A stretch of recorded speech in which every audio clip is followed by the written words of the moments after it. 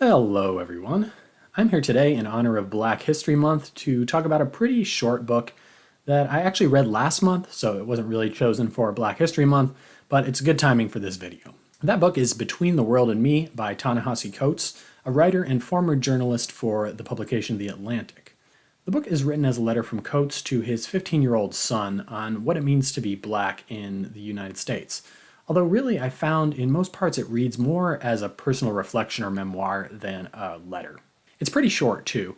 I listened to the audiobook version read by Coates himself, and it came in at somewhere just between 3 and 4 hours. And in fact, if I'd known this before, I probably would have read it much sooner. I felt a little bit intimidated by the idea of doing a proper critical review on this book because I know it's been considered really seriously and critically by people with much more expertise in race relations and African American literature, and by others with much more firsthand experience of racism than I have. And even if I were to do a short critical review, I don't think I could do justice in covering all that's been said about this book. So instead, I decided to do what I'm just going to call a short reflection on what I thought about while I was reading. And for me, this book was every bit as good as people say it is. I want to be clear, I say this not just because this topic is an important one, but because I really did find it very moving. Not to mention the writing style was beautiful and practically even poetic. I was afraid at first, or rather I was just slow to read this book at first because I thought it was going to be fairly academic writing, the kind that takes a lot of effort to digest, but in fact it's not. It's highly personal and easy to read. Coates tells about life as he sees it and has experienced it.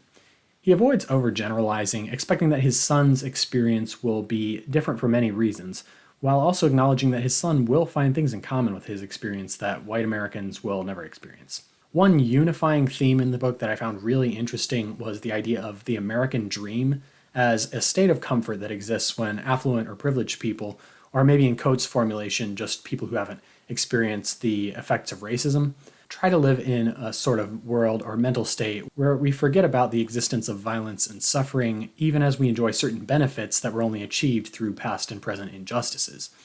Even for Coates himself, parts of this dream are very real, and he's seen that it's comfortable to live in it, but this comfort isn't necessarily a good thing. It's a dream that is painful to wake up from, and that many of us try to avoid waking up from. But despite seeing people all around him that he can only understand as living within this dream, Coates reflects that it's never really been an option for him to live in this dream, and he focuses specifically on how his blackness has made that dream impossible. Of course, Coates isn't really trying to point fingers here, and he acknowledges that even for affluent black people who have been through serious challenges and struggled to reach posts of influence or to form well-respected careers, there's still an allure to these sorts of gated black communities that also tend to distance themselves from the less savory parts of human experience, which makes the dream a really strong temptation even for upper-class black people.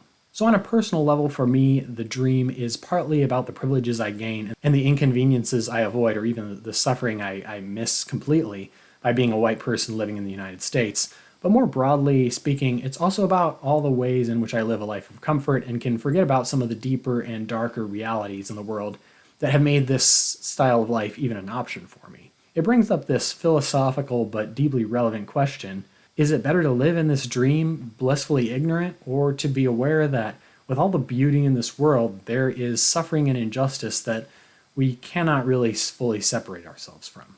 Anyway, for us readers who have lived and maybe still live a lot within this dream, Coates' book at least tries to help us understand what parts of one black person's experience we're missing when we live within this dream. Now, I realize that Coates' experience may not be true of everyone's. It certainly represents some experiences like black men's more than black women's, and he may have believed some things growing up that were common among his peers and others that were kind of idiosyncratic. None of this really bothers me at all, because to try too hard to make this book represent everyone would for me have ruined the personal touch of this book. To me, this book wasn't the true story of black people. It was the story of a black man and how he learned to view his own self and his blackness as a part of American society and as a part of his other communities. Coates' life story is a rich one. He takes us back to his time growing up in Baltimore, how he saw black children trying to establish dominance within the little world they knew of in the inner city, only to discover as they became older that the world around them would do the same thing to them, or as he says it, that America had guns of its own. He talks about how the schooling system failed him by teaching him in a way he found utterly uncaptivating. For example, he has some powerful passages talking about history class, and how Martin Luther King Jr. and his followers were always depicted in acts of submission. They'd be pictured in the textbooks basically undergoing brutality and violence with a turn the other cheek mentality in a way that, even if noble to many of us readers in its own right, felt to the young Coates like just giving up and accepting defeat, which was really hard for Coates to swallow. So he talks about how to him and to many other black kids he knew, Malcolm X was a much more relatable and more human-like figure. I won't say too much more about this part other than that I found it really interesting, especially after having last year read James W. Lowen's Lies My Teacher Told Me. Among other things, that book, which I highly recommend, argued that American history courses are doing students a great disservice by putting certain historical figures, whether they be George Washington or Martin Luther King Jr., on pedestals, treating them as larger-than-life heroic personalities rather than exploring the very real personal and ideological struggles they went through, or even highlighting other individuals like Malcolm X who had different experiences and therefore formed different and more iconoclastic worldviews. But that's an aside. So Coates was a strong student, but he describes school as an exercise in meticulous hard work more than any chance to really develop any love of learning. As he tells it, it was really only much later that he developed his love of learning.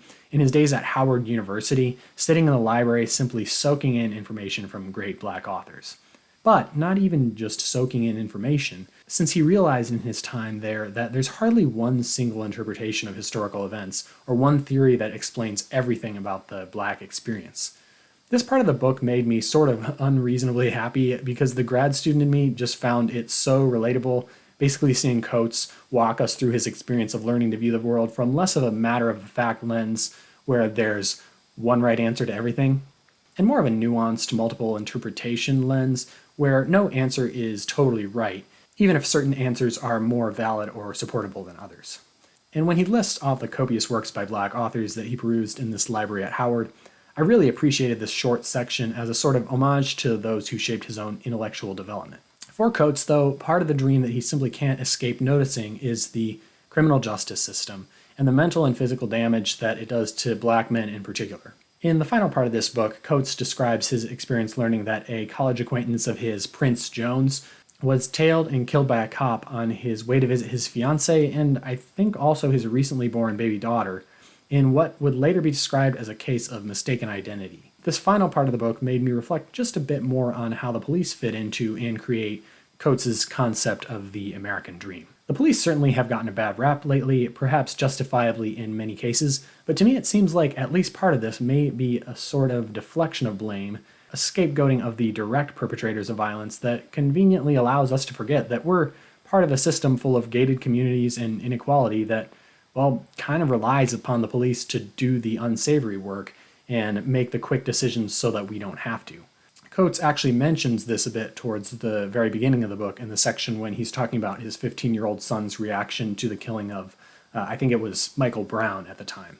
And Prince Jones's killing doesn't fit quite cleanly either into the typical news stories we see these days. He was killed by a black cop, for example, but that hardly makes any difference for his fiancée and his baby daughter, and we have to ask ourselves what we're all doing wrong in a country where it's effectively illegal to kill an innocent black man like this in the name of public safety. And yes, the county declined to prosecute the officer who killed Prince Jones. As much as we like to distance ourselves from the police when they make mistakes like this, they ultimately just represent and reflect the rest of us.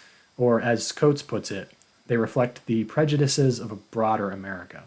So that's all I've got on Between the World and Me by Ta-Nehisi Coates. I found it well worth reading, and it didn't take me too long, so I would definitely encourage you to check it out yourself when you have a chance. There's a lot that I wanted to talk about here and would have done so in a proper review, as I'm saying, but I'm going to refrain from that and just encourage that you check out many of the other YouTube reviews or even newspaper reviews that have been published on this book. And if you want to hear more weekly book reviews on this and a whole variety of different topics, don't forget to subscribe and hit the like button. Until next time, bye, and happy reading.